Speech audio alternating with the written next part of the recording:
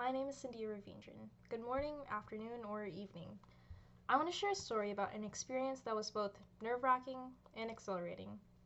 The day of my interview for the National Art Honor Society treasurer position. It was a day that both tested my resilience, preparation, and unexpectedly my ability to stay calm under pressure. The day started like any other stressful school day. I had to go through back-to-back classes, piles of homework, and a never-ending to-do list. By the time the bell finally rang, I was mentally and physically drained. Yeah, I knew I had to muster up the energy for my after-school art club meeting, where I was being interviewed for the treasurer role. Walking into room 402, I dreaded every step. I was weighed down by exhaustion, but also a fierce determination. I had invested so much time preparing for this moment, watching countless YouTube videos, formatting my resume for the first time, leveraging my prior business experience from DECA state competitions. I was ready, or at least I hoped I was. I even had little reenactments in my head where I was just daydreaming of how it would go. When I arrived, I was greeted by the previous officers of the club and my personal art teacher. They were kind, but the atmosphere was too formal. I was at unease. I was asked to wait outside in the hallway while they were preparing to interview me, consisting of about 8 people or so, as well as preparing for my arrival.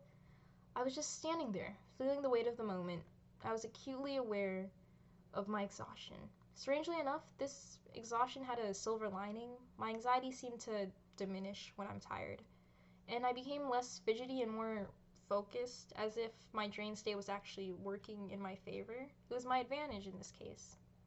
As I entered the room, I was asked about my aspirations and what made me a suitable leader. Despite my fatigue, or perhaps because of it, I spoke from the heart. I didn't overthink my response. I didn't make it sound overly polished. I was just myself, my genuine, honest, straightforward self, and how I would usually respond to a friend. I found that by not overanalyzing my answer, I could communicate more effectively and just show my personality. I made good eye contact and I managed to keep my nerves in check. When the interview was over, I walked away in a daze. My mind was in a blur and I wasn't entirely sure of what I said. All I knew is that I had given it my best shot. Later that day, to my surprise and delight, I received the news that I had been selected for the new treasurer position. I was ecstatic. The experience taught me a valuable lesson. Sometimes our greatest strength emerges from our moments of vulnerability.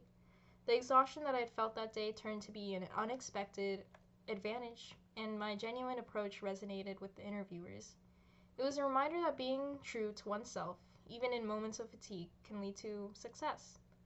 Thank you for letting me share this story. It was a reminder that even when we're at our lowest, there's always a chance to rise to the occasion.